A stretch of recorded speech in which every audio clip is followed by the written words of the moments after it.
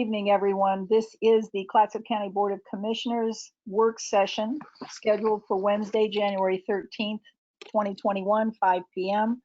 I'm Leanne Thompson. I'm the Senior Commissioner presiding for this moment at this work session. So welcome returning colleagues, welcome new colleagues. Commissioner Wells, Commissioner Toyoka, new colleague, Commissioner Webb, Commissioner Quila, returning colleagues.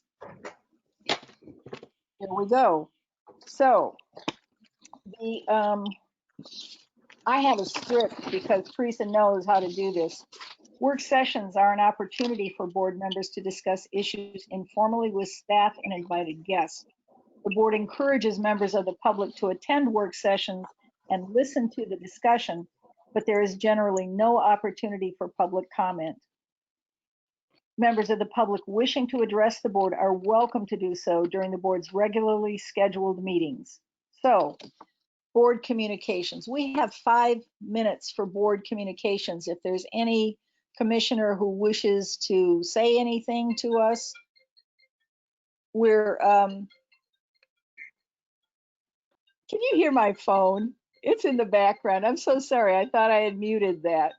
So I'm going to mute myself and turn off that phone and ask if the county manager wants to say anything to welcome the new commissioners.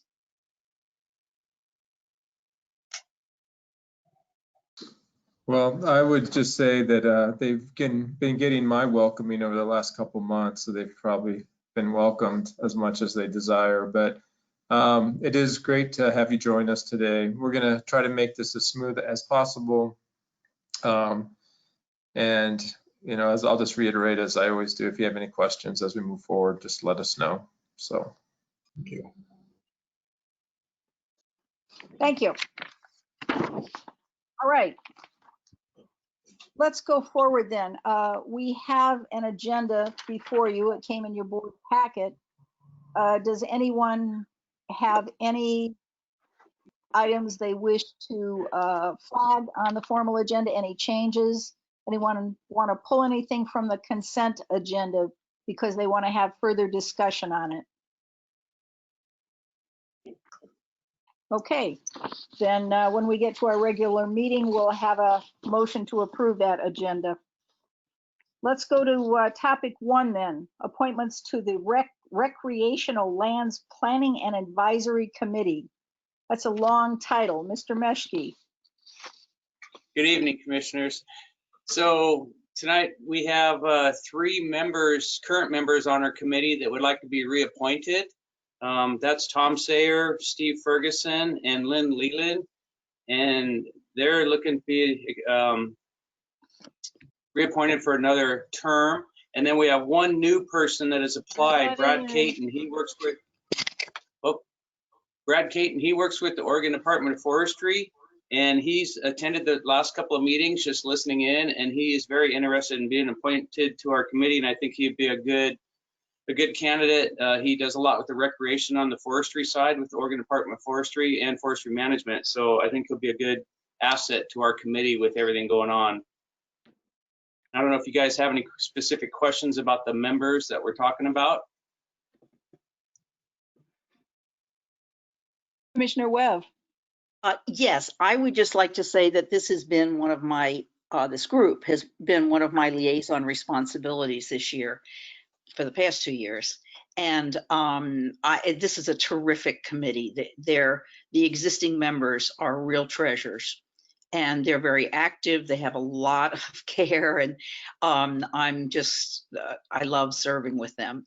And I'm very excited about the new, having somebody from ODF at the table is wonderful, because so much of what is happening in our actually in our tourism infrastructure has to do with outdoor recreation. And so I think we need to be really turning a lot of serious attention to this. And this group is really, they're very engaged. They're and of course they are staffed fabulously.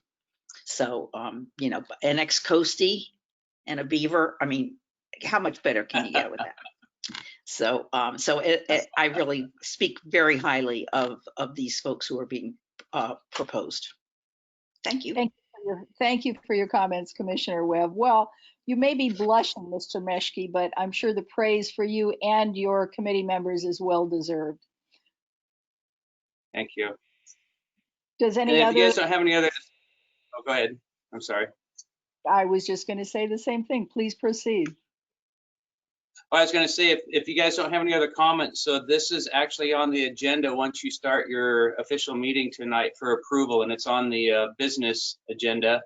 So then we'll be looking for a formal approval of the reappointment of the 3 members and appointment of the new member, Brad Caton. Sounds like a very good idea. It's lovely to have people who are not only well qualified on paper, but actually a good working team. And that's what I hear you have. Congratulations. Thank you. All right. So now, the next item is the appointment to the Arts Council of Clatsup County. Who wants to speak to that? Well, Commissioner Thompson, members of the board, I will go ahead and take that one. And before I talk about the Arts Council, if I might, just talk a little bit about the process for these board appointments to our committees. What typically happens is that we'll come to the board and announce, you will announce vacancies on the committees. We recruit members or potential members. Will then schedule a work session, discuss the applicants, and then typically 2 weeks later, we will come back to your board with the actual appointments. Both of the ones that we're talking about today, though, we do have on the business agenda for appointments today. But what you'll typically see is a conversation, and then 2 weeks later, an actual agenda item. And the reason for that is just to make sure the board has time to really consider and ask any questions or have any conversations before we actually appoint. So, but the appointment for the Arts Council, for those who may not know, the Arts Council was created in 2014, and it supports, promotes, and advocates for the arts and culture within Clatsup County. The bylaws provide for 7 to 9 members. We do have 9 members. It's a very active group. We do have 4 vacancies, 3 because of terms ending and 1 because of a resignation. When we recruited, we ended up having 5 applicants for the 4 vacancies. Those 5 applicants are in your agenda. We did hear from one of the applicants that they were going to be out of town until March, and so the council has recommended the 4 others, which would be Jesse Fan, Daniel Tinker, Marilyn Taylor, and Jennifer Crockett. And so that's what is in front of your board. And when you have another vacancy, then that 5th candidate application will be considered at that time. So that's the recommendations of the council, and that's what we'll be presenting to your board during the business session. Thank you, County Manager. You're welcome. So, Commissioner Toyoka, I understand that you've been very active in the arts community as well. Do I have that accurately or not? Not so much? Not really, no. We're Okay, supportive. good. Supportive, but not active. Support counts. I just didn't know if you had any personal comments to make along the nature of what Commissioner Webb had done. No, I don't. Okay, good. Well, you had your chance, but if you don't need it, that's fine. Okay, so the next item is really, I think, the heart of the meeting, and that is the proposed budget policies. This is you're here just in time for the good stuff, new commissioners, because now we're going forward to talk about the proposed budget policies and the resource management strategy. Tell me, staff, who's going to handle that? Is that, here we go, we're queued up. I'm gonna go ahead and get started. Monica Steele, Assistant County Manager, and then I'm gonna turn it over to Jennifer Carlson, our Budget and Finance Manager. I just want to kind of talk a little bit about the process before we get started, specifically for Commissioner Bangs and Toyoka, since this is something new to them. So as Commissioner Thompson said, we like to think of the heart of the matter, and this is just the start of the process. The budget process takes approximately 6 months to kind of go from beginning to a fully adopted budget that takes place in July. So these budget policies and the resource management strategy are something that will be coming before the board on the 27th to be adopted. But this is just the beginning. This kind of lays the groundwork and helps provide staff with the direction of what the board is looking for in regards to the process. But the more important part of the budget piece is what you are all working on with the strategic plan. And so you are all you have somewhat participated, some of you and some of you fully, and then you're going to be selecting goals associated with the outcomes of the strategic plan. And then those goals are going to be implemented into the budget process. So the board really drives this, the budget creation, and then the staff takes this information that the board is providing us, prepares a requested budget, prepares a proposed budget, and then comes before the board along with the Citizen Budget Committee members that then helps complete the process. So we will be having more conversations with you specifically around the board goals and the strategic plan, but this is just kind of kicking everything off to get the ball rolling. So I'm going to go ahead. Oh, and one more thing, just to, and Jennifer, I hope I'm not stealing your thunder, but since we were just talking about committee appointments, there are 2 current vacancies on the countywide budget committee. One of them is a full term for District 3, and these are 3-year terms, so that term would then expire on February 28th of 2024. And there is an unexpired term for District 4 that has 1 year remaining on it, so that term would expire in February 28th of 2022. And then we also have kind of ongoing vacancies on our road district, our 4-H and extension district, and our Westport sewer district budget committees. So Jennifer, if you want to go ahead and take things over. Yeah, hello, thanks for having me tonight. For those of you that have not met me, I'm Jennifer Carlson, the Budget and Finance Manager here at the county. I have a pretty quick slideshow here, so we'll have lots of room for questions in the end. We'll just kind of breeze through it, and as you have questions, go ahead and holler out. So again, like Monica said, we'll go over the policies and process of the budget and the budget calendar as well. Oops, let's see. Here we go. So legally, the county is required to provide certain services, and of those services, we've got elections, health services, land use planning, law enforcement, jail management, property deed recording and survey mapping, road construction and maintenance, and tax assessment and collection. Being able to provide these services dictate how and where the county is going to budget resources. Some questions that need to be answered during the budget process is, what services do we want? How do we want to pay for these services? And how much shall we pay for these services? Budgets are a reflection of the community's values, and when answering these questions, county staff as well as the budget committee need to take into consideration the community's values. Here's just a quote from the actual budget policies. Staff shall prepare fiscally conservative budgets and will seek savings wherever possible, whenever between cost efficiency and quality of the public service can be achieved. Clatsup County budget policies. These policies are used to assist the Board of Commissioners, county manager, department heads in the financial management of the county. The budget policies communicate to show the public the guiding principles the county will follow as it prepares for the coming fiscal year's service. The policies help promote sound financial management, stability, and efficiency of the county's resources by following a long-term financial plan. The long-term financial plan focuses on these key issues: controlling the size of the county's government by matching spending to available resources, maintaining adequate reserves, and paying for ongoing expenses from permanent funds rather than volatile revenue resources.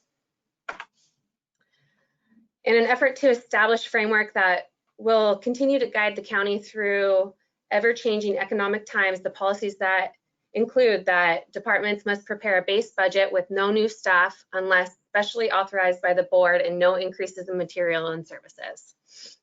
Departments must fully pursue revenue sources whenever possible, and money saved during the year will not be spent. The county will not backfill any shortfalls in state or federal funding by using county revenue. So of the county services that are required by law, we've got our priority services as well. Those priority services you can see here go from public safety and justice, public health, general government, direct services, community development, land, transportation and housing, and culture and recreation.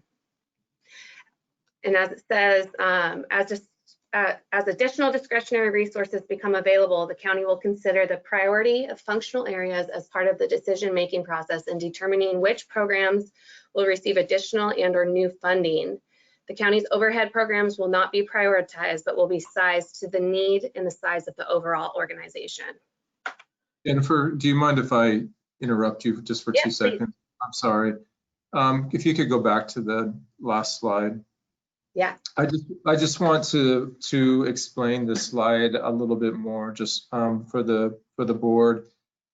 When we say these are the priority services, what you're really looking at is that from the top down, those are the biggest portions of the county's discretionary revenue spending. And so the largest portion goes into public safety and justice. Another large portion can go into public health, general government. So these are some of the big slices of where the discretionary spending goes. So when we talk about priority, the board has identified a lot of priorities through the strategic planning process. And so this does not, contradict the process you just went through. This is just really a recognition that as there's discretionary revenues available, oftentimes they are going for some of those largest functions and those largest allocations of the county's general fund, and public safety and justice being the largest piece of that. So when you think about the county's priorities in real terms, it's not just these. These are just the discretionary revenue pieces and additional investments. It's really folding in the strategic plan priorities also, because those will be reflected in the budget. So I just wanted to make sure that the board knew that those strategic planning priorities are an important adjunct to this list right here. So let me just hop in on that, because that really, I was scratching my head puzzling. I mean, thinking about childcare, for example, which is such an essential need and such a gnarly set of issues. Are we going to see a graphic on that? I couldn't create a graphic in my own mind or a chart or I couldn't figure out a way to integrate all those. Do you have a picture you could give me of what that will look like, or can we develop that? Well, so the next step to the strategic planning process is to take those 14 priority areas that the board identified as really tier 1 and tier 2, which included childcare, and there'll be an individual work plan developed for each of those areas. And so then those work plans then allow all of us to wrap our collective heads around what the next process points are, and then what the resource implications of those are, so that we can make sure that they're fully represented in the budget. And so at the end of the day, what you'll see in the budget message is not necessarily these priorities talked about a lot. What you're going to see is the priorities that the board is really reflecting in the budget that are coming off of the strategic planning process, which are those 14 topics: economic development. Well, it's the 5 focus areas: economic development, governance, infrastructure, social services, and I'm missing one, and I feel terrible. What's that? The environment. The environment. Sorry, it's been a long day. And so those are the ones we will be talking about in the actual document. But these are kind of the underpinnings within the budget process, where if there's additional discretionary revenues beyond the additional investments, this is oftentimes where those dollars go, because as a percentage of the budget, these are the largest areas that are reflecting those discretionary resources. So I hope I'm not confusing it. I'm just trying to explain that there's a whole nother level of board priorities. So I really appreciate that, because this is our historical reference point. But what we've been doing for the past year, and now welcome our new commissioners into full participation in, is growing into the future and looking at how we go from our traditional base into the future to meet the needs now and going forward. Does that agree with what you said, County Manager? yes, Commissioner Thompson, that's correct. So what is the new piece this year? It is the product of the year-long process that the board has engaged in on the strategic plan. And so, now we have that entire, bevy of additional direction that the board will be working on over the next 6 months, as Monica framed the budget timeline, to make sure that the budget at the end of the day reflects your priorities, what you want to accomplish, and it's something that the community can actually follow. And so they'll be able to see what the planning process was. They'll be able to see what the board's decisions were in terms of work plan development, and then they'll be able to see the actual budget. So how those priorities then get expressed in the budget process. Awesome. So thank you for highlighting this, because this is the heart of it in my way of thinking. So thank you for highlighting it and pinpointing it. And if you'd like to continue with your presentation, that would be wonderful. Thank you. Thank you.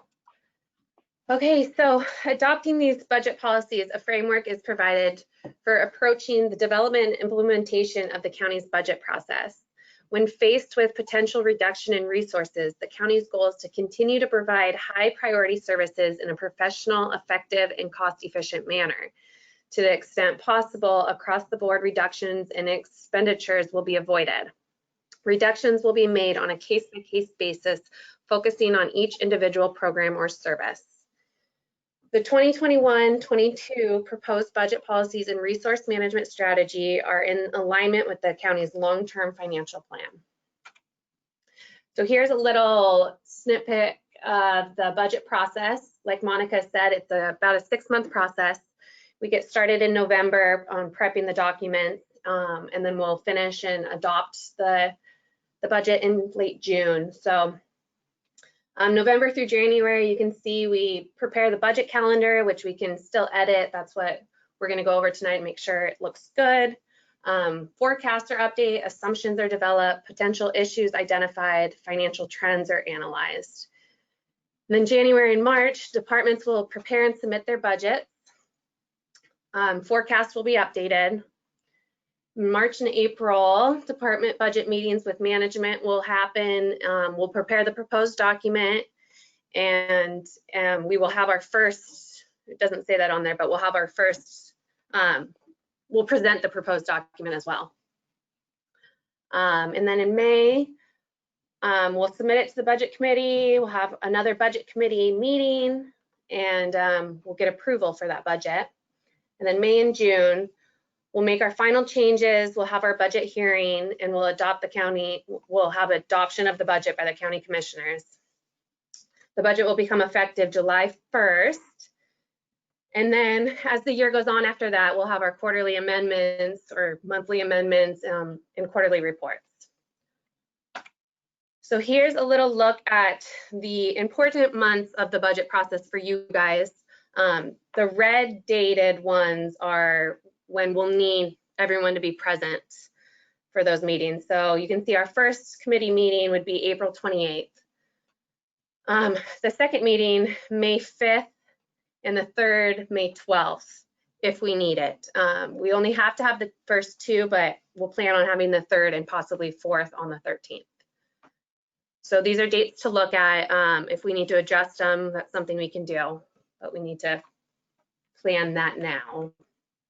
And if I can interrupt for a second, Jennifer, this year is going to be similar as to it was last year. These meetings, again, will be held in a virtual environment.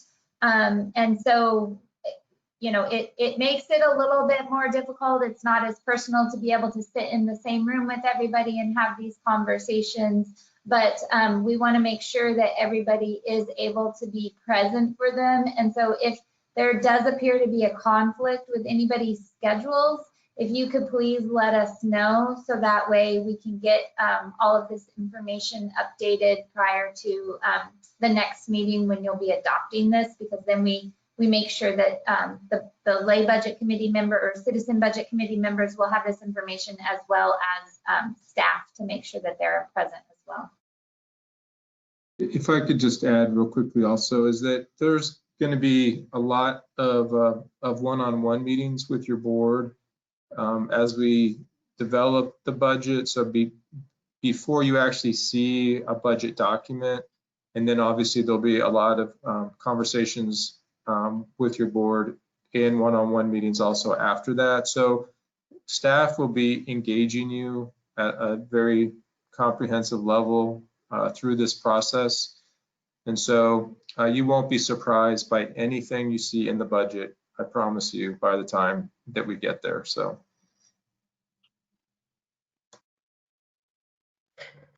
And that's all I have for the presentation there. Is there any additional questions, comments? I wondered if we were going to, thank you for the presentation, by the way, that's very clear. And I've made a note to schedule myself April 28th, May 5, May 12, and May 13th. Are those all day meetings, do you suppose, or part day, or? Monica, I'll let you. I think it's gonna kind of be dependent upon the collective citizen budget committee and board, what works best for everybody's schedule. You know, we did do partial day meetings last year just because it is kind of difficult being on the virtual environment all day long. But, you know, it's really kind of dependent upon what you all as a collective group would like for us to do. We're here all day, so we're at your disposal. Thank you. In order to be safe, I'm going to schedule myself for all day on those days and hope that we are mercifully more brief than all day. I had some questions about the budget document itself. Are we talking about that in the meeting or right now in our work session? Are you talking about the policy and the policy document? The policy document, exactly. Yeah, I can pull that up now. I wasn't gonna really go over it. This was just kind of a brief one, but we can pull it up and take a look. I've got it somewhere handy, I thought. So you can tell the old bureaucrats, because we want to look at the manual you buy. Yeah, so what did you have a question on this one here? Oops, that's so no, I'm looking, it says page 8 of the document and page 33 of our packet. It talks about the unassigned fund balance, and I'm always thinking, provide temporary resources in the event of an economic downturn while expenditure reductions are implemented. And it's just how my mind works, and knowing that several of the commissioners have an interest in economic development, I'm also hopeful that we can develop alternative revenues, because I hope that as a county board of commissioners, we have an interest in developing revenues for the county as part of our policy purview. So I just note that for the record, because I like thinking about how to make things better. And that's part of what I think about. I've been talking a lot with my constituents, and they're really wanting to look at discretionary revenue in terms of short-term rentals. But let me say first, on page 32, item 3E, cost efficiency. I loved that you said that we're going to seek savings whenever a balance between cost efficiency and the quality of public service can be achieved. I think that's a key element to consider, because we're collecting tax dollars in order to provide services. So it's our service delivery as well as value for the taxpayers that we're looking at, and the development of a more robust revenue stream set, she said, hopefully. So yes, wonderful to talk about the efficiency, and that's good. My when I'm looking at page 37 of our packet, page 12, the performance-based budgeting and the performance measures, I know that Commissioner Webb, for example, is very interested in item 16, the performance-based measures, because what we're talking about is outcomes, not what our effort is, but what our results are. And I'd use those as a state agency head. Commissioner Webb has used them in a variety of situations, and I'm sure that we share that as commissioners, looking at those outcomes, because that's really what taxpayers care about. What difference does it make in their lives, the outcomes that we produce for them? So hooray for that. Do we have a sense of when we're going to be looking at outcomes? Commissioner Thompson, members of the board, this is a topic that that we've talked about tangentially for a while. Actually, I think it was one of the first issues that was raised when I came on board.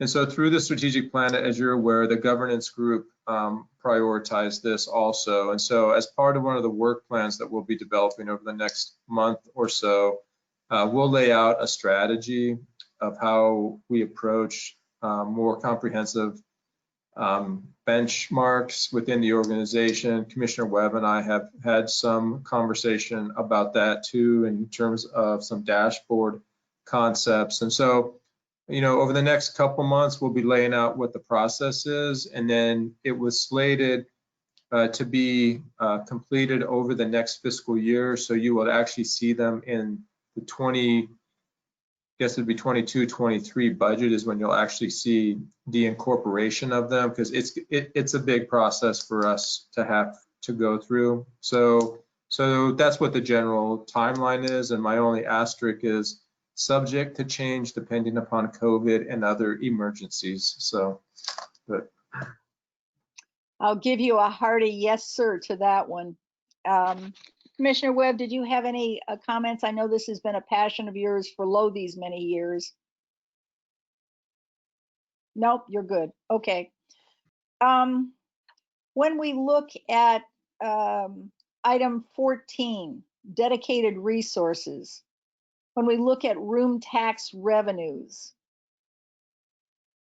I have a lot of interest in my neighborhood about room tax revenues and how we could be using them. I have constituents who have done a public records request to get the amount of revenue county-wide for transient occupancy taxes. It's almost $800,000, and they're extrapolating how much came from this part of the world, and that's Cove Beach, not Arch Cape, because as they were very clear in telling me today, we're very different from Arch Cape. We may not look like that to the rest of the county, but you know what? if you come around the headland, it's a different world. At least that's what the Cove Beach neighbors have to say about it. So there you go. So I expect that those constituents who are bright, articulate, passionate, involved will be coming to talk with you, my colleagues, about the idea of how do these revenues get applied to meet community needs. Because what we're looking at, they have a great concern about neighborhood livability. So they want to have conversations with you about that. And I expect you'll be seeing them. I hope you'll welcome them. I've told them to be kind and humble when they come to you. We'll see how that works. I think that's all I had from looking at the manual itself. Did anyone else, did any other commissioner, any other staffer have anything to say about that? No? Looks good. Thank you. County manager? I was just, if I could indulge the board, if you don't have any questions about that, and that is the last item on the work session. If I might be able just to give a brief public health update, since Mike McNichol is not with us right now, and Commissioner Cuellar might want to weigh in a little bit also, but we're doing, Mike is not with us this evening because we are doing a vaccination event. I think today it is down in Seaside at the Bob Chisholm Center. Bob Yeah, it's the Bob Chisholm, Community Center. Yeah. And so that is where staff is. Over the next 2 days, we will be dispensing the bulk of the vaccine that the county and all of its partners have. And but in order for us to do this vaccination effort, as you can imagine, it's very complex, and I talked about it a little bit at the last work session, but I just wanted to let you know that we did stand up an incident management team just for the vaccination, and that team is going to be led by Chris Lehman from CMH, so he'll be serving as the incident commander. Then we have Mike and Tiffany and other county staff that are part of the incident management team. The reason why we're doing this differently, and this is a different model. Ever since COVID started, we've been really flexible with how we have organized our response because we want it to work. And sometimes structure can get in the way of actual outcomes. And so we've been flexible. We have made it work, but what became really evident for us during the vaccination rollout is there's so many people involved, and it's such an important function that we needed to make sure that our CMH partners, our Providence partners, and all the other partners are at the same table, not just talking, but actually planning, doing the follow-up reviews, making adjustments as we go. And so this is the process we are going to rely on, and I am certain Chris is going to do a great job of being kind of the glue for this process. So I have a high confidence level with our approach. Our biggest challenge is just with actually getting the doses that we need to go out and actually get the vaccinations done. We will end up this week with not very many left in the cupboard, and then we're only receiving 100 or so going into next week. And so just to give you a little sense, it's not going to happen quickly. On a meeting with OHA this afternoon, which I think some of the commissioners were also on, is that, they're kind of planning, the state is really kind of planning for maybe, 50,000 first doses of vaccination or, vaccines every week, and that's statewide.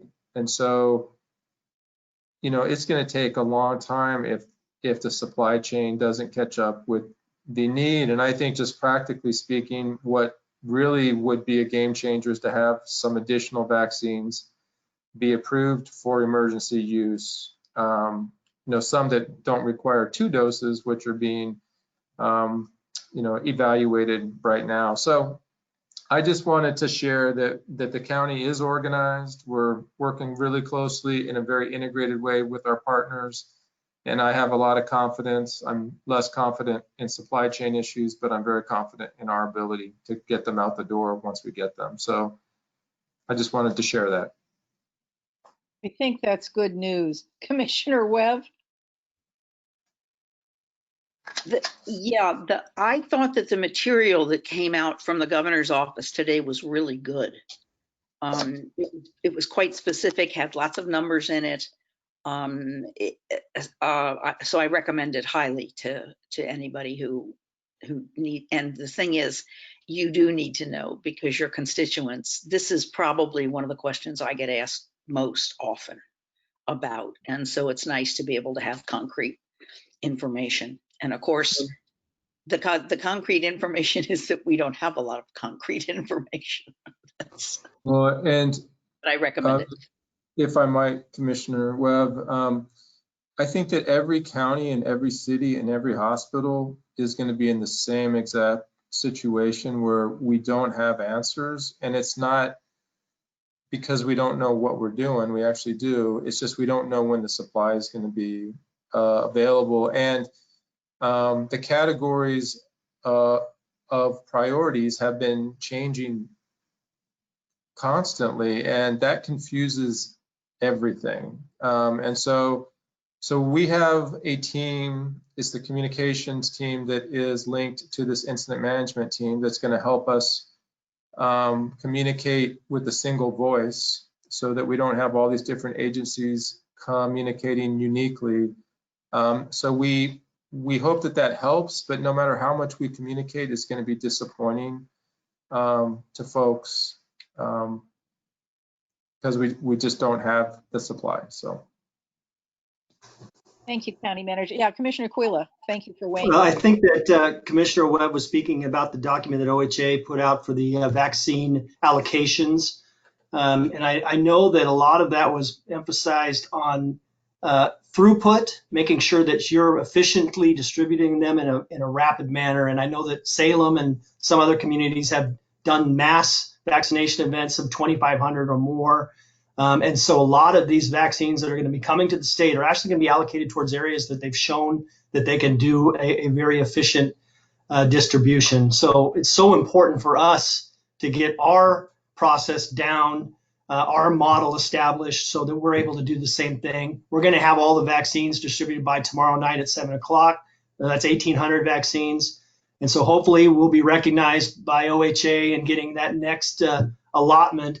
And I think the model that Chris Lehman put together for CMH is a really good one. I think it's going to work well at all of these clinics, and they'll be able to do regular clinics a couple a week as soon as we know that we have those vaccines available and that we're going to have a regular weekly supply. So, things are coming together, and it's just going to be such a complicated process with identifying the groups and tracking them, all the logistics of setting up the supplies and the events, all the communication that has to go out, and of course all the administrative reporting that has to go back to the state is a big piece of that, is trying to be able to report out exactly who's received the dose, when, where, and then when they come back for their second dose, because you're not just giving someone a vaccine once, you're doing it twice.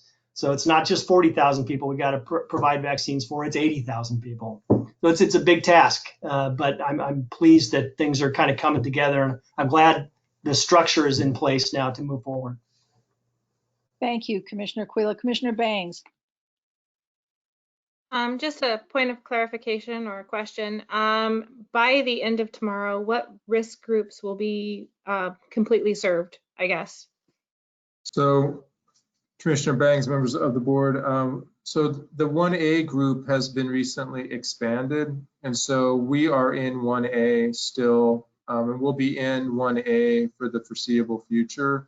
And when I say foreseeable future, it could be months, depending on what the supply chain looks like. And so 1A has been expanded to include residents that are over 65, teachers, and those that have pre-existing conditions. So we, as Commissioner Cuella said, we will be ready to really get all of the vaccine out into the community as soon as we get it. But that 1A group has gotten quite large right now because of the addition of the 65 plus the teachers plus the pre-existing conditions. So Commissioner Bangs, come on. Sorry. So my next question would then be what I am hearing a lot from people is how are they going to be contacted and offered the opportunity for a vaccine when available? Is it going through their primary caregiver that is giving you a list? Do they need to contact the county and sign up? When you watch the news, you see various ways that different counties and states are handling something, and how should somebody who is 67 years old get on a list, I guess?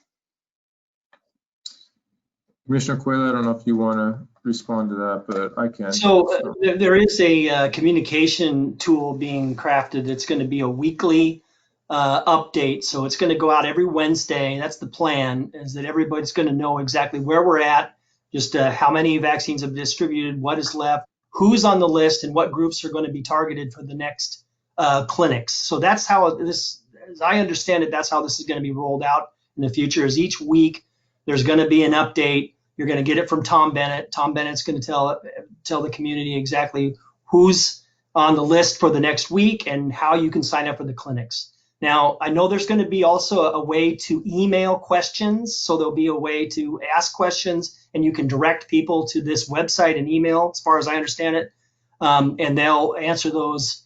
We have a few groups that are volunteers here that are going to help answer those, and then also get it directed to the people that can help answer the questions with regards to priority and who's on the list.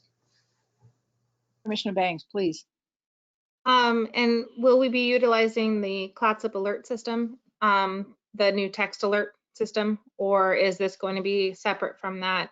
Will they have to register for this alert system, or are we just dependent upon getting these updates from Tom and then praying that we can reach all of our county with this information? I wasn't in on the discussion with Tom later today, so I'm not sure exactly how Clatsup alerts will be used in this, but I imagine that it will be.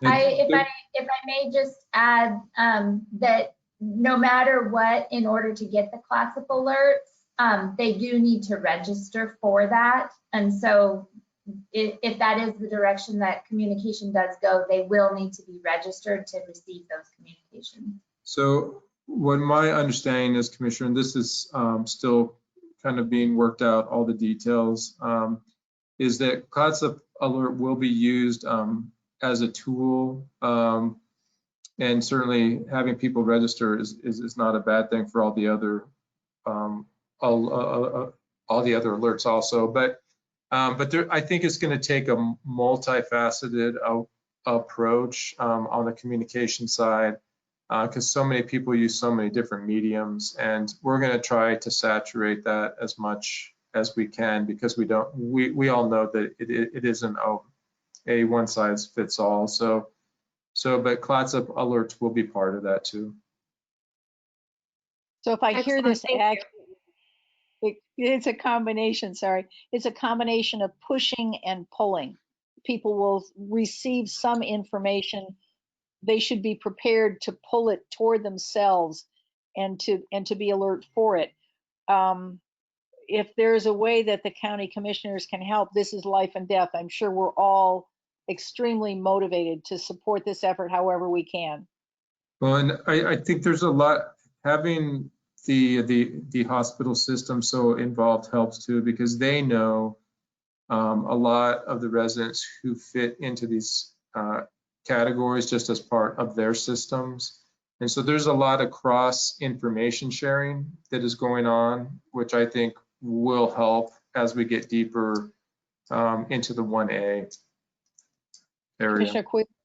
Sorry. I would also say that this model where the hospital's taking a role within the vaccine distribution is not that unique. This is happening in a lot of counties, the larger counties primarily, but a lot of counties are requiring the hospitals, are putting more responsibility on the hospitals. And really the advantage to this is everybody's pooling their resources. So if there are vaccines at one hospital or one location, people are pooling them all within the county's stockpile and inventory so that the county can conduct the clinic. I think this is a really good way that we're approaching this. And I would just ask you kind of give it time on the communication part of it, because this is their first meeting today in this structure. So they're going to meet every day. And I'm sure that there'll be more pieces kind of filled in each day that they get together. So hopefully by next week and next Wednesday, there'll be a firm kind of communication piece that'll go out. And that's extremely helpful. I'm reassured. Do commissioners have other questions about this matter? Well, everything I read about the morphing nature of the pandemic, pretty terrifying, actually. So I'm glad that we are responsive and capable. As we say every single meeting, our staff, our frontline workers, we're beyond grateful. And whatever we can do to support your good work, please tell us, because we know that it does take teamwork. It does take the whole community response. And we want you to know that you are not alone in this, but it's pretty terrifying all across the board. So thanks for your work at the hospital, Commissioner Quila. Thanks for being the point person on that. It makes a big difference. All right. Commissioner how about- Commissioner Quila had no idea what he was getting himself involved in so many months ago. So No kidding. Another growth experience. Yes, that's what we all say. All right, Colin, we've got, let's take a 5-minute or so break so we can just get up and stretch around and refresh ourselves before we head into our regular meeting, okay? Can I ask one question before we break? Sure. There were, I was going to ask Dawn about the 2 letters, one about SBDC and the other with regards to the risk restrictions. So, sure. So I had sent a draft letter about the risk restrictions, asking that the governor consider modifying the restrictions for event venues, restaurants and bars, and fitness centers, generally speaking, and they have the high and the extreme levels be the same, so that those businesses can have some in-house traffic. And so that I received responses from most all board members. And so I think we have a general agreement. Commissioner Tolioka, I don't think has had a chance to respond, but that's that letter's ready, and I think that we have agreement on that one. So Monica drafted a letter in support of the Sbdc program, which, as you know, has been doing yeoman's work during this pandemic, helping to support local businesses. And there's been some discussion at the state level about reducing some funding and changing how the funding gets to them.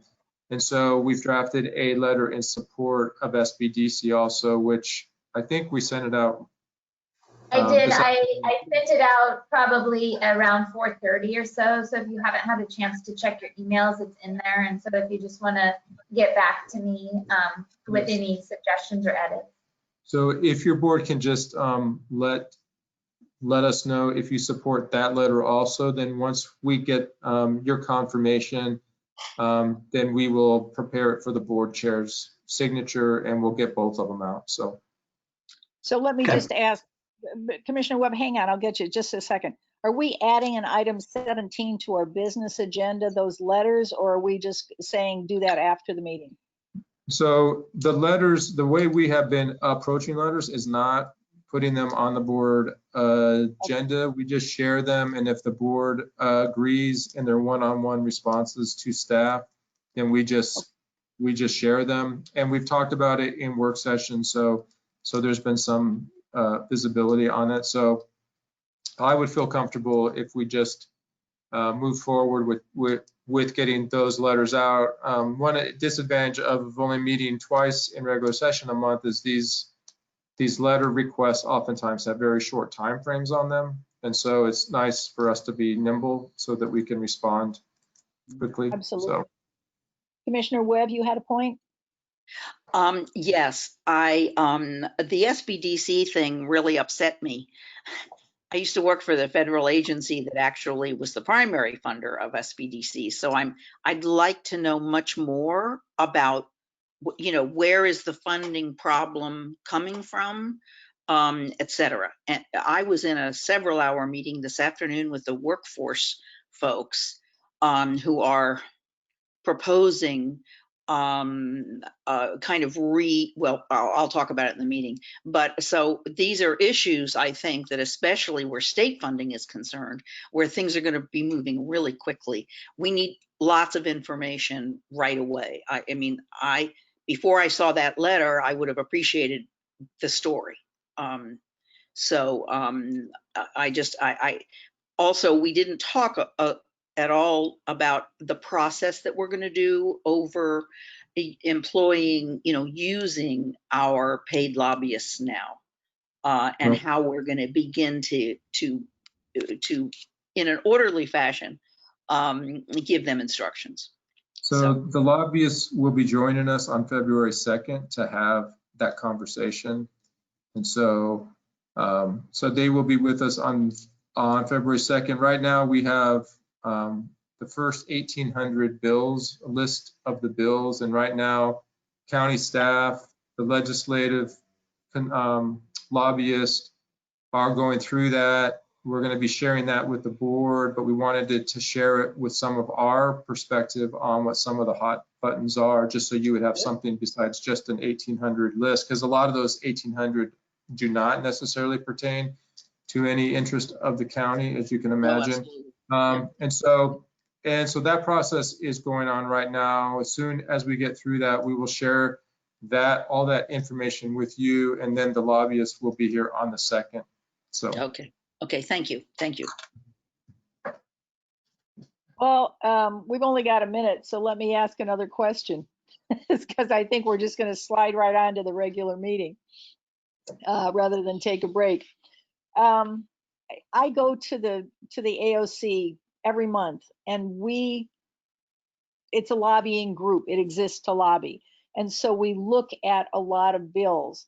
I'm not quite sure how to integrate what happens at AOC with what we're doing at the county with our, so help me figure out how to do that. Well, again, I think that AOC work, I mean, having you be involved, Commissioner Thompson, and I think there's a lot of visibility on what AOC is doing with our state lobbyists also. And so between the visibility that you bring and that other board members bring, and that a lot of our department directors bring, because they're involved in different AOC work and different AOC committees, I think we can integrate that fairly seamlessly. It's just going to take communication. And so, in my 30 years working within Oregon counties, we have integrated that using a lobbyist. And so I think we will do it, but it'll be iterative, and we'll just work together. Well, of course. What was I thinking? That's the perfect answer.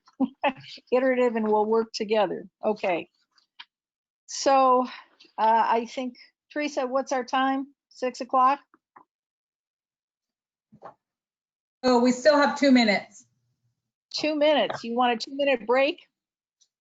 I'm going to personally take a 2-minute break. I'll be back. So, you know what? I like a 2-minute break. I'll be back. Maybe 3.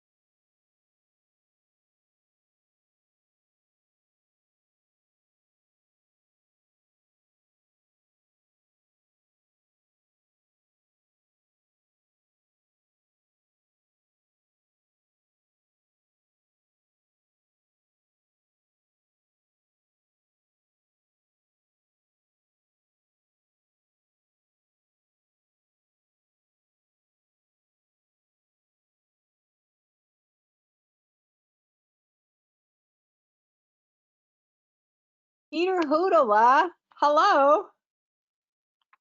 Look at that. I thought, who is that mountain man?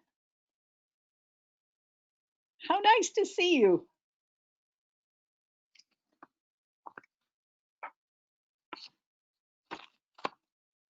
Nice to see you. Peter, we took a quick break. We ran up to 5:58, so we'll all be back in a minute.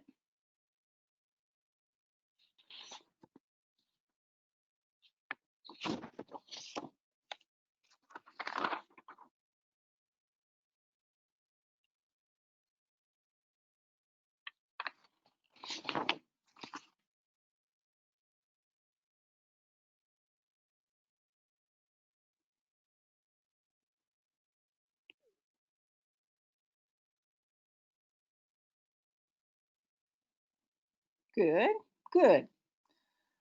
All right. So 6 o'clock, Teresa, are we ready? Yes, we are. All right. So now we get the recording? Yes, it's recording. Thank you, ma'am. The Board of Commissioners, as the governing body of Clatsup County, all county service districts for which this body so acts, and as the Clatsup County Local Contract Review Board, is now meeting in regular session. This is January 13th, 2021 at 6 p.m. Clerk of the board, will you call the roll, please? Commissioner Quila, Here. Commissioner Toyoka, Here? Commissioner Webb, Here? Commissioner Bangs, Here. Commissioner Thompson. Here. So we have a full roster. The first item on the agenda is the designation of the chair and the vice. Commissioner Thompson, we need to approve the agenda. You know what? That's why it says agenda approval right after roll call. Thank you, clerk of the board. This is why You're she's the most important person in the room after the county manager, right? So can we have a motion to approve the agenda? I I would move. move to. So I heard Commissioner Quila move to accept the agenda. Commissioner Bangs, I think you seconded that. All those in favor, please say aye. Aye. Aye. Aye. Aye. Aye. We have an agenda that's approved. Thank you. So now, clerk of the board, I think we're ready to move on. I always invite the clerk of the board to correct me when I make an error. She's very good at that. So now we're going to move on to the designation of the chair and the vice chair for this august body. Are there any nominations for chairperson? Commissioner Toyoka. I nominate Commissioner Aquila as chairman of this board. Thank you, sir. Aye. Is there, Commissioner Bangs, are you seconding that? I'm seconding that. Sorry, I apologize. I'm used to faster seconds. That's okay. You're pretty fast with that. Is there any discussion? I want to say something about it, so I'm going to ask if other people want to discuss as well. Well, let me Yes. just say, Commissioner Webb? Sure.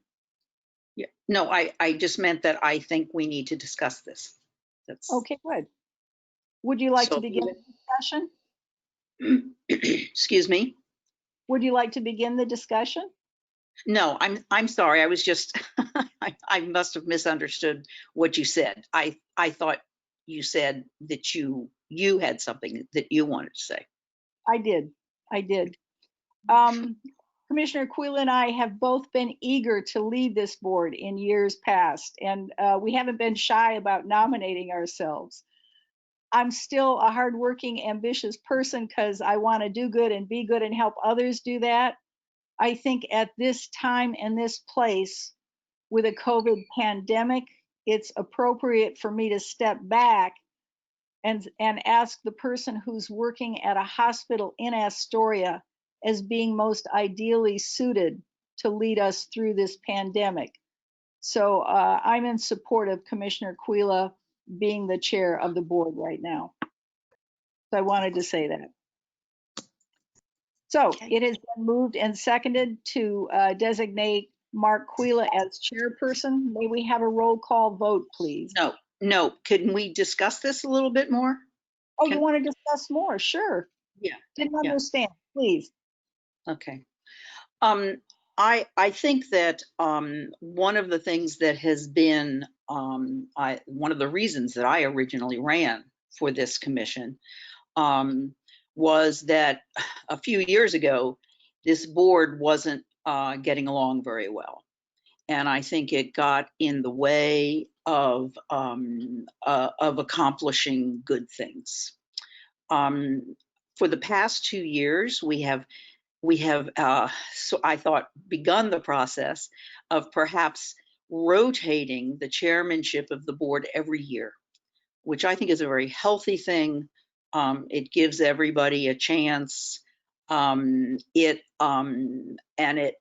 allows people to, as a runner-up, as the vice chair, to learn a bit before they serve as a chair.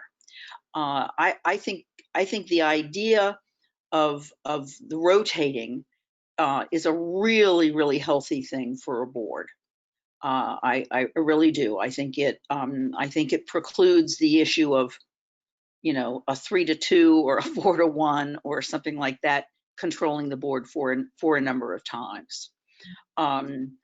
I was kind of hoping that this process would lead to the rotation happening on a seniority basis. And by seniority, I mean longevity. And so therefore, that would put Commissioner Thompson in the chair and Commissioner Quayla as the vice chair. And then continue to rotate through those years of service. But I certainly admire Commissioner Thompson's grace in this very unique situation. And so I would agree with her. I would support the idea. I think that having Commissioner Quayla on the front lines really is it's a great asset. I just hope we won't kill him in the process. And I hope you will reach out, when you need that help. So that's what I have to say. Thank you for your kind words, Commissioner Webb. I agree with the idea that we're going to rotate the chair. I think that happens in other counties. I think it's healthy to share the responsibility and the authority that goes with that role. So I hope we continue that. I would say that. Now, having had our say, some of us, is there anyone else who wishes to be heard? Any other discussion? I don't want to step over anyone else. Well, I would just say something real quick. I really appreciate my fellow commissioners' support. And what I've learned over the years, I've always learned that it takes teamwork to be effective in your governing. And each commissioner here, we all bring something different to the table. We all have different strengths. I certainly will be relying on all of you and hope that you will reach out to me, feel comfortable reaching out to me on issues, and I'll do the same. So I'm just really, humbled by the confidence you guys have in me. And I do think that we've got a terrific team, a talented staff around us. We've got committed community partners that we're working with, and we've got great relationships with our cities as well. So I think this is all important. We got a lot of challenges coming up this year. But, really optimistic for 2021. So yeah, thanks. Well said, sir. All right. Now I think we're ready. Okay, so this is for the nomination of Commissioner Quila as chair. Commissioner Yeah. Toyoka, Thank you. Aye. Commissioner Webb, Aye. Commissioner Banks, Aye. Commissioner Thompson, Aye. Commissioner Quila. Aye. Okay, so now Commissioner Quila, you're chairing the meeting. Okay, the virtual pass of the gavel. We're taking nominations for vice chair. Okay. Are there any nominations for vice chair? I would nominate Commissioner Thompson as vice chair. Thank you. I second that nomination. Thank you. Thank you. There's been a motion and a second. Any discussion? Commissioner Banks. I just wanted to take a moment and appreciate Leanne for all of her outreach that she has done with me throughout the last 6 months. And also a note of appreciation for all of her efforts that she does for the AOC. I am endlessly appreciative of her efforts to involve me in conversations that she did not have to involve me in, and her just overall effort to have me stepping off on the right foot. Thank you, Commissioner Banks. Any other discussion? You know what? I'm going to have to cry if you keep this up. Thank you. Oh, hang it's on. very- You'll get it. You may get a chance to cry later on. Okay. Okay, Thank it's you, been moved and colleagues. seconded to designate Commissioner Thompson as the vice chair. Can we have a roll call vote? Commissioner Banks, Aye. Commissioner Webb, Aye. Commissioner Aquila, Aye. Commissioner Toyoka, Aye. Commissioner Thompson. Aye. Thank you. Congratulations, Commissioner Thompson. Thank you. So we'll move on in the agenda. We actually have 2 proclamations. We have the support the function of the Department of Geology and Mineral Industries, DOGAMI, as an essential and reliance as essential to resilience efforts in Clatsup County. Do we have a staff report?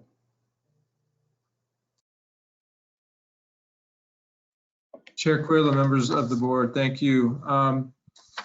And Tiffany Brown is also on, and she may want to weigh in too, but DOGAMI has been an integral partner with all the counties, especially coastal counties, as we have been working through resiliency efforts, planning efforts for all sorts of emergencies, meaning seismic events, tsunamis, landslides. And so they've been a critical partner that have informed a lot of our processes. It's a data-driven organization that allows really the foundational elements of good public policy when it comes to a wide range of factors that really influence whether a community is ready, prepared, and able to respond to emergencies. There's been some discussion through the governor's budget of potentially segregating some of the functions of DOGAMI and having them be absorbed into other state departments, and then also looking at budget reductions in some other service areas. And so what this proclamation does is just reiterates for Clatsup County that DOGAMI is a really important partner, and that the services that they provide to us are really non-negotiable services. They are essential, and we just want to let the legislature and the governor know how essential that those services are. Thank you. And I know Emergency Manager Brown is here. Did you want to say anything, Tiffany? No, not at this time, but I'm happy to answer any questions that you have. I had a conversation with Commissioner Thompson about this in the last couple of days, and maybe she'd be better to characterize that and see if you have any other questions. Okay, thank you. I know, Pam, you raised your hand. Commissioner Webb? Yes, I'm sorry. Oh, I am. I think one of the lessons that we have learned during our comp plan process has been how very underserved we have been in terms of scientific knowledge about the landscape of our county. And DOGAMI is always our go-to place. for issues like this. And I mean, I've been in Oregon for 35 years, and I can't imagine not having Dogami. You know, I just can't imagine. They're a small, lean agency, and they're easy to get to. They're wonderful to work with, and I really, this will help us immeasurably by maintaining their capability in an accessible, reachable place. Yeah, thank you, Commissioner Webb. Vice Chair Thompson. Thank you. As Emergency Manager Brown pointed out, she reached out to me to let me know that Dogami was a topic for discussion. She highlighted the fact that the part of Dogami that is most at risk, the seismic expertise, is most relevant to our situation on the coast.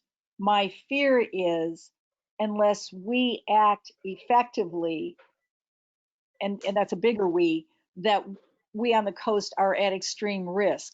I reached out to Representative Gomberg, who is now the chair of the Coastal Caucus. He was working with us. He suggested that we send our letter directly to the tri-chairs as well as to the governor's office in order to have maximum impact. So the county manager likes to refer to coordinated muscle movement. I think that's what we've been doing, and I urge us to carry on, because as Commissioner Webb points out, this is essential for our well-being. Thank you, Mr. Chair. Thank you. Any other comment or question? I would comment, Chair Aquila. I appreciate this proclamation. It's really well done. And I think there's more to be considered as we get further into the legislative session. And what I mean by that is to really get more into the weeds about what functionality Dogami is losing, so that we can tie that more specifically to the resources they've provided for us. Chair Thompson mentioned the seismic, they're losing their technical seismic position, and that came to light during the Seismic Policy Advisory Commission meeting yesterday. They're also losing mapping capability that relates to the tsunami inundation maps that we rely on. They were a key partner in the Oregon Resilience Plan, and that's still a living document. And there are questions about the plans for where they go afterwards. So all to say that I think this is a great first step, and I would offer any assistance if the board wanted to continue providing support as the legislative session gets underway. Thank you. Yeah, thank you, Director Brown. I'll get all my titles correct here after a while, but do we have, are we ready to have a motion on the proclamation? Yes, sir. I would move to support to pass the resolution and order to support the function of the Department of Geology and Mineral Industries, Dogami, as essential to resilience efforts in Clatsup County. And a second?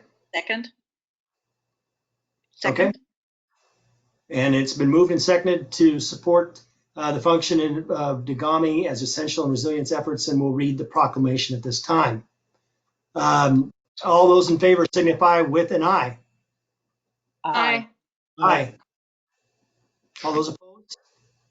Okay. Oops, I'll go ahead and read the proclamation. In the matter of supporting the function of the Department of Geology and Mineral Industries, Dogami, as essential to resilience efforts in Clatsup County.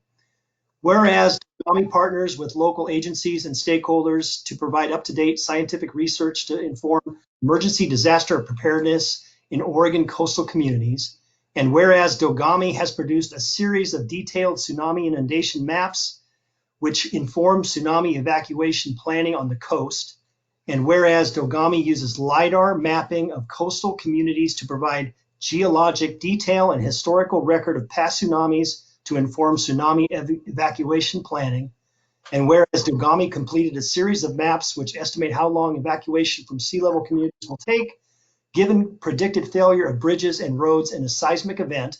And whereas Dogami completed LiDAR landslide mapping, which will inform disaster preparedness and planning efforts.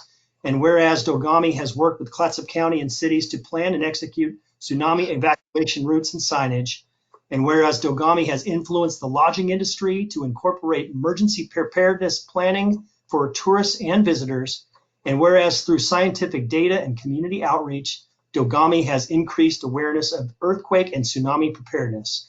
Now, therefore, it is hereby resolved that the Clatsup County Board of Commissioners proclaims the expertise and function of Dogami as an essential service to Clatsup County residents and agencies. Further, the Clatsup County Board of Commissioners supports Dogami and requests the functions of Dogami be fully supported by the Oregon Legislature and Governor, dated this 13th day of January 2021. And that will be signed by the Board of Commissioners Board Chair. And next we have another proclamation for Cascadia Earthquake Awareness Day. Do we have a staff report on this? Thank you, Chair. I don't have a lot more to add to the staff report. This is an awareness day that was spearheaded several years ago, and I think it's the anniversary of the 1700 Cascadia event that affected our shores. And I think the importance of this proclamation is that many of us are thinking about this work and this event, and we're engaged in it a lot, but sometimes we need to remind ourselves in this acute way, and to do it in a public setting so that maybe some of the citizens who aren't as engaged in this work are more aware. Thank you. Thank you, Director Brown. Do we have any other comments from the commission? Okay, we'll need a motion to read the proclamation. Oh, I don't have the Do we have a motion? I think Commissioner Webb made the motion and I'll second the motion. Okay, it's been moved and seconded to read the proclamation. All those in favor signify with an aye. Aye. Aye. All those opposed? Okay, I'll go ahead and read the proclamation. Proclamation recognizing January 26th, 2021 as Cascadia Earthquake Awareness Day. Whereas the 26th marks the 320th anniversary of the last Cascadia subduction zone earthquake to impact our region. And whereas geologists have determined that major earthquake magnitudes of 8 or 9 have occurred many times in the past and could occur at any moment in the Pacific Northwest. And whereas given the current lack of preparedness in the region, such a quake could create the worst national disaster in North American history. And whereas government agencies and disaster organizations cannot bear the sole responsibility to prepare for, respond to, and recover from disasters. And whereas as a community, we are increasingly recognizing this earthquake threat, but such recognition has not yet translated into a commensurate increase in our earthquake resilience. And whereas Clatsup County is also vulnerable to tsunami, and residents should prepare to be self-sufficient for at least 2 weeks following a natural disaster of this magnitude. And whereas greater recognition of the earthquake threat is a key to motivating action by such individuals and groups. Now, therefore, be it resolved by the Board of County Commissioners of Clatsup County, we proclaim on January 26, 2020 to be Cascadia Earthquake Awareness Day in Clatsup County, and encourage all community members to join in this observance by evaluating and improving upon their own personal preparedness and safety to help create a more prepared society. Dated this 13th day of January 2021. All right. Next is business from the public. So this is an opportunity for anyone to give a 2-minute presentation about any item on the agenda, except for public hearings. We don't have any on the agenda this evening, or any topic of county concern that is not on the agenda. So Clerk of the Board, are there any members of the public who have registered to speak? Yes, we have Peter Hudala. Okay. If So you if could you've please. registered, Go ahead. okay, so if you register to speak, And Peter knows this routine very well. You'll have 2 minutes, and please give your name and address for the record. Mr. Hudala.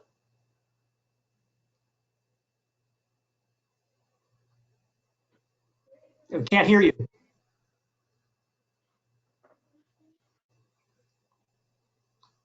Hey, Peter, can't hear you.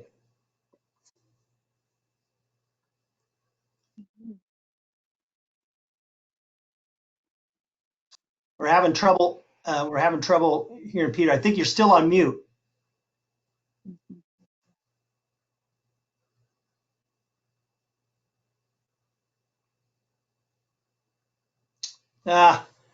Sorry, Peter.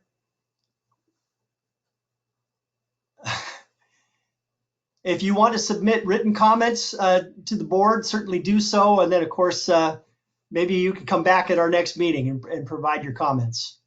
Sorry about that. Do we have any other business from the public? No, there is not. Okay. Then we'll move on to the consent calendar. We've had a chance to review the consent calendar. Is there a motion to approve the consent calendar as presented? Mr. Chair, I'd move to adopt the consent calendar as presented. Do we have a second? I'll second. Okay, the consent calendar has been moved and seconded. In favor, signify with an aye.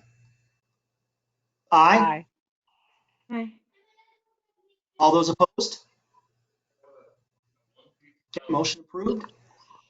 Commissioners' liaison reports. So we'll start with, I'm just kind of going left to right. We'll start with Commissioner Webb.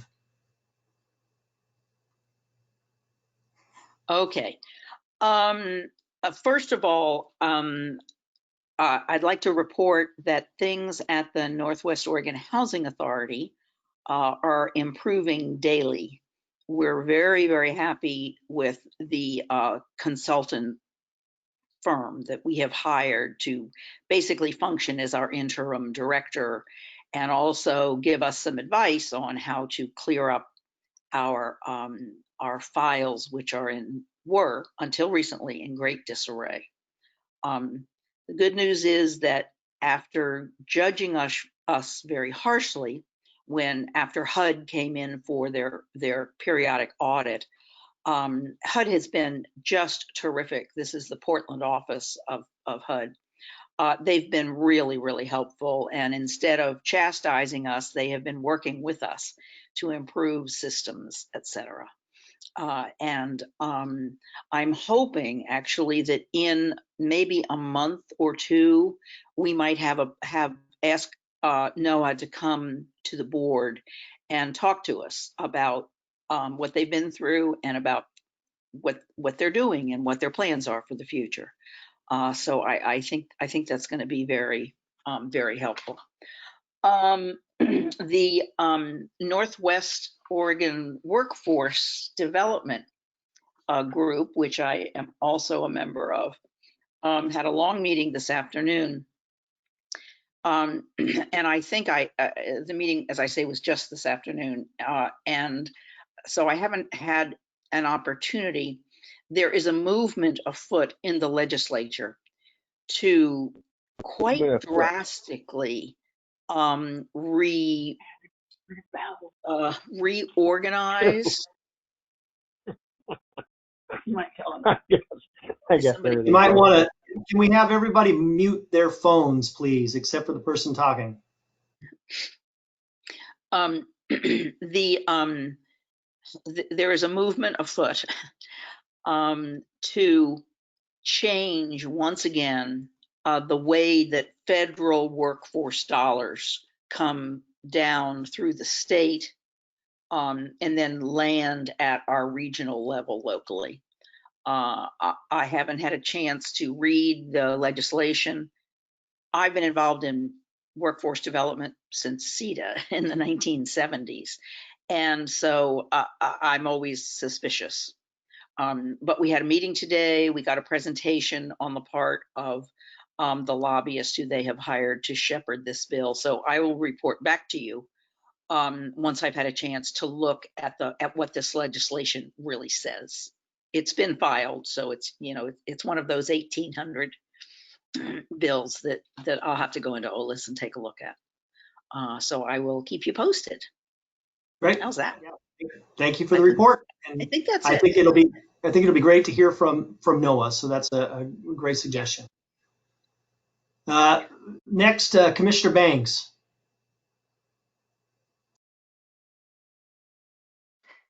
Well, all things considered, I'm still getting my feet wet. All I have to report is a few meetings in regards to childcare on my calendar, and basically just moving forward, trying to learn and do. Yeah, thank you, Commissioner Banks. Commissioner Thompson. Thank you, Mr. Chair. I've been listening a lot to neighbors on the issue of short-term rentals and looking at what it takes to be good neighbors.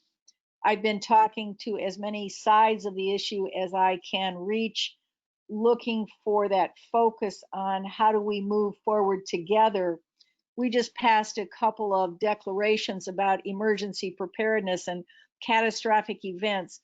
It bears keeping in mind that when bad stuff happens, we have each other. So we want to have positive relationships. So far, I'm getting a good response. I don't know if everybody will agree, but there will be more interaction with the board going forward on issues related to short-term rentals on, as I said, all sides of that issue. Tomorrow, COLPAC meets. I am the vice chair of COLPAC and Northwest Act and the chair of NOEA. So that's an economic development activity and transportation activity. So we'll look at keeping that relationship robust and functional. We've got an item later on the agenda that talks about appointing Kathy Klesick as our Clatsup County representative. That's a great idea. We've had a vacancy for a long time and she'll do a fine job. So that'll be good going forward. I'm also participating in the NACO High Performance Leadership Academy because I didn't have enough to do and I thought I'd add another thing. But what I'm hoping to do is to increase our board functionality, our county functionality through what I learned there and passing on and encouraging other commissioners and other staff people to participate in that as well. Commissioner Sullivan has participated in that and recommends it highly. It takes, they say, 3 to 5 hours a week, so there's a time commitment. It would be good for us. You know, the idea of COVID and how we deal with it and how it impacts our economy, our mental and physical well-being, and every aspect of community. I couldn't be more grateful to the commissioners and the staff for their involvement in dealing with this pandemic and want to support their efforts in every way possible. The final thing is the Association of Oregon Counties. There are 3 different policy committee meetings from 8 to 10 in the morning. I went between 2 of them from 10 to 12, but the one that's at 8 to 10 that I go to is governance and revenue. Those are essential for us because what it does is look at the laws that are coming, that are proposed and the revenue implications. So I'd really urge other commissioners to consider, for example, natural resources. If there were a commissioner who's interested in the Council for Forest, hang on a second, for the Council of Forest Trust Lands, for example, the Natural Resources Committee is a great place to be. If there's a commissioner who's interested in housing, for example, the Health and Human Services Committee is a great place to be. So I'm going to make my pitches. Then from 10 to 12, there is a public safety and transportation and community development. So I'm at COLPAC, somebody else is at CEDAR, maybe a third commissioner who's interested in economic development would be interested in going to the Transportation and Economic Development Committee. So there's a way that we can call in, get involved, and make Clatsup County's needs met more better if we're there. So that's my pitch. Thank you, Commissioner Webb. I didn't interrupt myself for you. Sorry. I didn't want you to, but I'm a member of the Natural Resources Committee. And so that's how I start my week on Monday mornings at 8 o'clock, which is, it's much easier to do that in my pajamas than it used to be to have to go to Salem on Sunday night. So I got that covered. Well, that's great. And there's no restriction on the number of county commissioners who can come to a meeting. So, you know, if you see something you like, for heaven's sakes, even if somebody's there, if you want to come to governance, come on ahead. So that's my report. Thank you. Thank you, Vice Chair Thompson. I think we all appreciate your involvement, both Northwest Colpack and with the state. So, and the Associated Morgan County. So thank you so much. Commissioner Toyoka. Thank you, Chair Quayla. I just wanted to just first thank the county staff, Dawn, Monica, Teresa, Joanna, for the months of preparation and briefings that allowed us to come up to speed and join this county and help immediately. Instead of taking a time lag, they've done so much to get us to not only learn the infrastructure of the local government, but all the issues that are happening right now and then in the foreseeable future. So they set a very good path for us over the last few months. So thank you very much. I look forward to committee assignments so I can help, utilize the skill sets I have to help the people of this community. So I'm really looking forward to when the assignments are made and really starting to help out. Yeah, thank you, Commissioner Toyoka, and welcome aboard. We're glad to have you. Thank you. I just lastly wanted to say, just kind of, again, I'm very grateful to have, for you all to have the confidence in me to be the board chair. And, our immediate goals really this year are pretty clear. Continue to work on, containing the spread of COVID in the county, distribute the vaccine equitably and efficiently, focus on economic recovery for the businesses that have been hardest hit over these last 10 months. These are huge tasks. It's going to take a concerted, cooperative effort to achieve this. It's going to require resilience, teamwork, and diligence. And, we've discussed the budget priorities earlier in our work session. We'll continue to deliver the necessary, public facilities and services effectively and efficiently and equitably. And we're going to do so in partnership with the public and private service sectors, just as our strategic plan and our mission outline. But as we've kind of highlighted, we will work on these action items and focus on the governance, the economic development piece, the infrastructure piece, environmental quality piece, and social services. But really the function of public health this year and the economic recovery are really going to be predominant. And I plan to focus my energies and my efforts to achieve successes in this. So thank you again for the confidence you have in me and giving me the ability and allowing me to lead in 2021. And I look forward to working with all of you. Getting back to our county manager's report. Thank you, Chair Quayla, members of the board. I'll be pretty brief this evening. I did want to mention one other huge endeavor that's going to be taking a lot of county attention, and we're going to be coming to your board on February 2nd to talk to you about that, but that is the new jail construction project. It's something that we haven't talked about as much most recently, but the sheriff and staff have been working hard with our partners to come to a design and to a guaranteed maximum price that is consistent with the resources we have and with the needs of the sheriff's office. And so we have done that, and so on February 2nd, we'll be coming to your board and discussing that. And if all goes well, construction could start in the spring. So, and that's going to be a huge project with a lot of implication for the sheriff's office and for the community. So I just want to keep that on the radar screen too. I also wanted to let you know that we talked a little bit about the relationship we have with the cities, which we do have a very good relationship. On February 2nd, City of Seaside will be here talking to your board about the board agreeing or asking the board to transfer some of the property that reverted to us as part of the Seaside School District relocation. And so we've talked about that with the previous board, but I wanted to let Commissioner Bangs and Commissioner Toyoka know that that we'll be talking about that with the city. It's a part of the old school district property that when they were no longer using it for school purposes, reverted back to the county.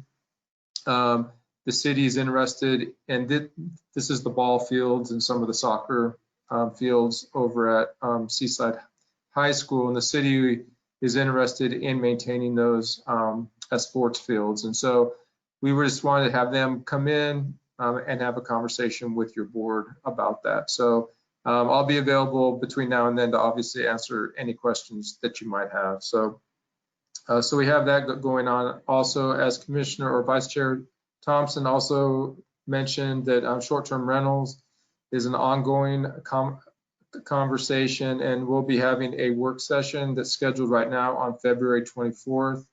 In the meantime, there'll be some meetings with some communities in South County regarding short-term rentals, which are just standing committees that just meet regularly with staff. So there's a lot of conversation going on about short-term rentals also.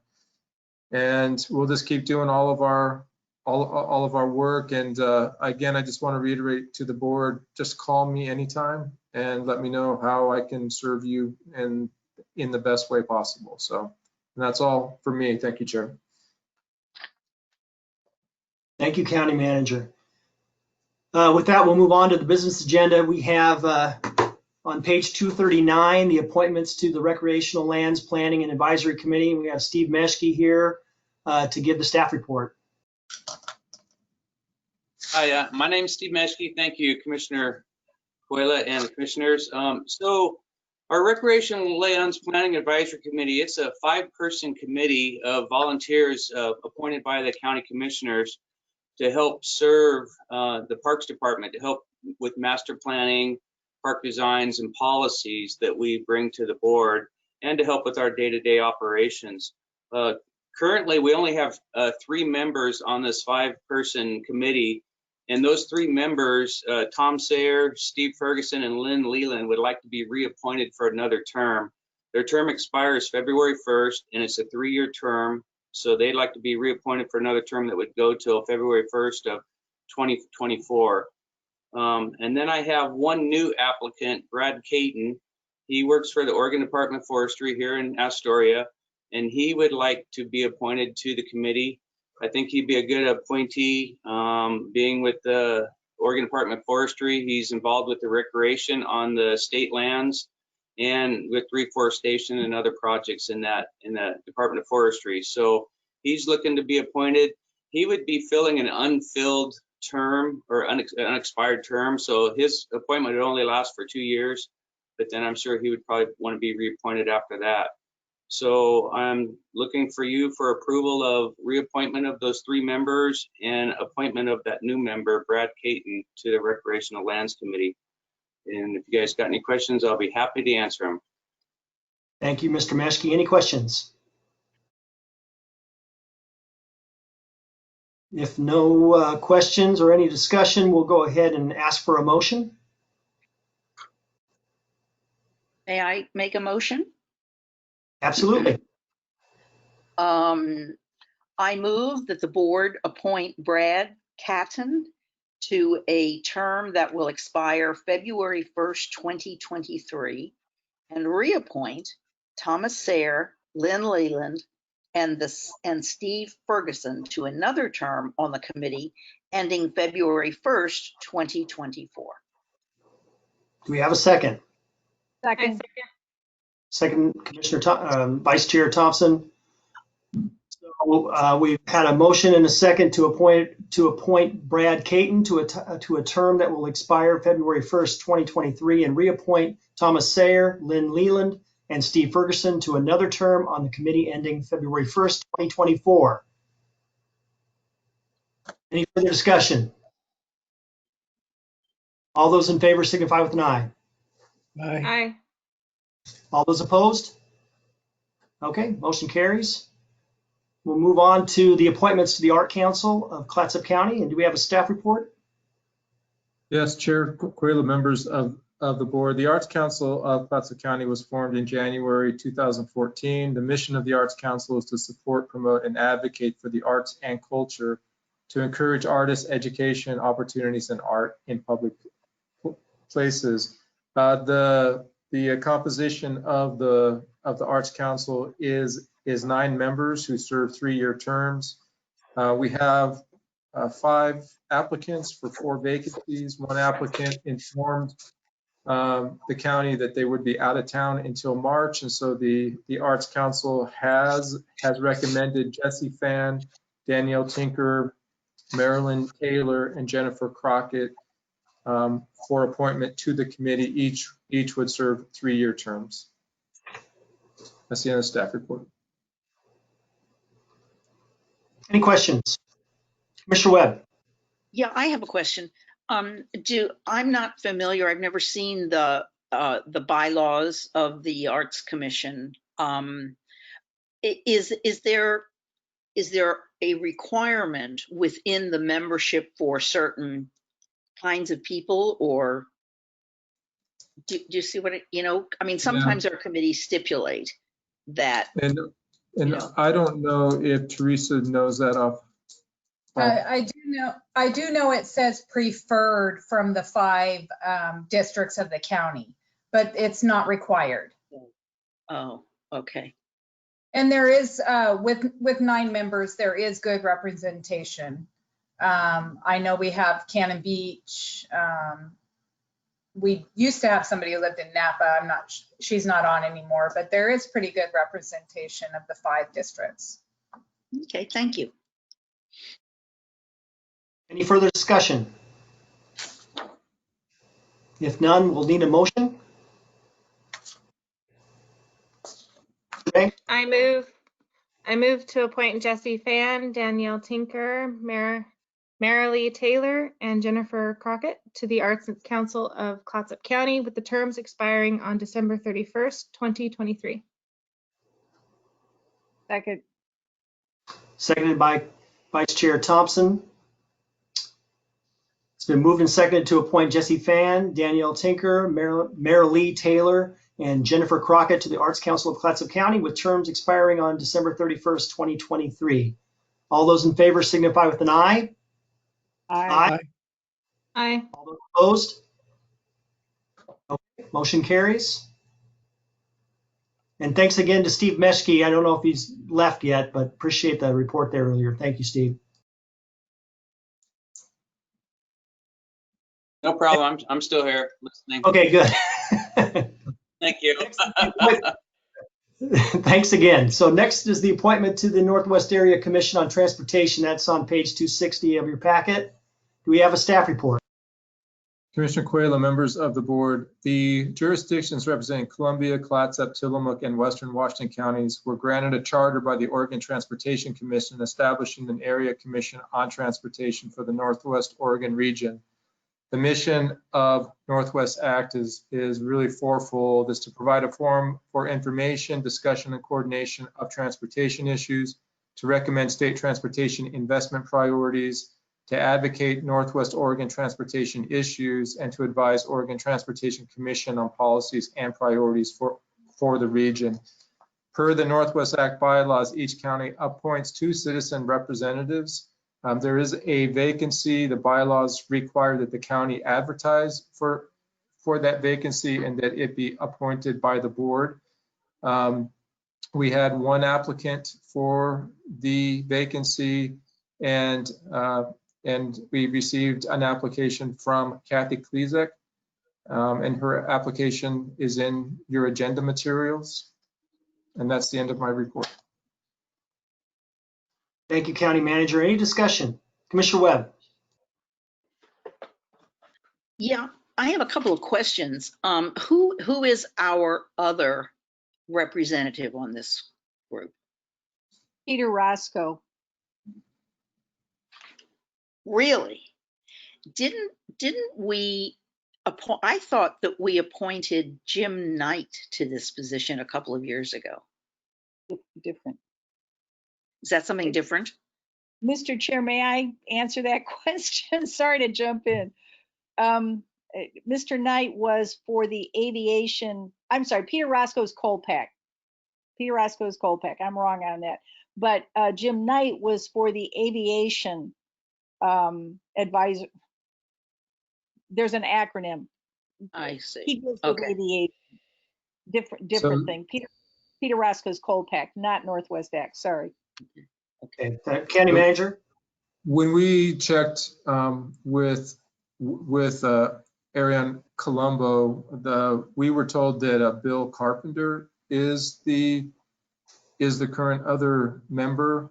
So that is what we know from Colpack Northwest Act. So, and that there could be a question about whether that is a current participant or not, but we will work with Ariane to clear that up. So, You know, I wouldn't want to burden staff, but it would be really helpful to me when I'm reviewing applications for like this to see the membership of the committee and as, thank you. as part of, so that just to know. I mean, Thank you, Commissioner Webb. We actually talked about that between staff today. So you will see that moving forward. So thank you for that. So.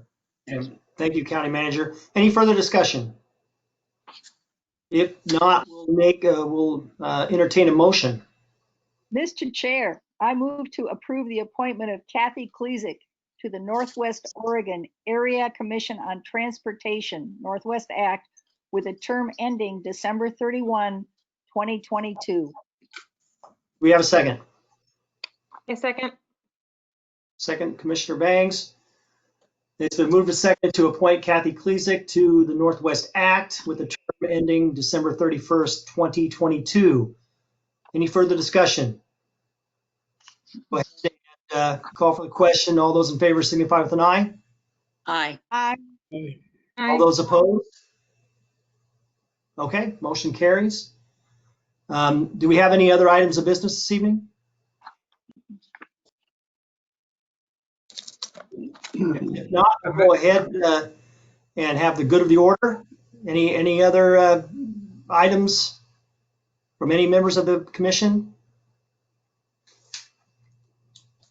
Okay, if not, we're going to adjourn into executive session. We do have an executive session here this evening, the statute of which is 192.660, subset 2, subset E, subset 2, subset F, and subset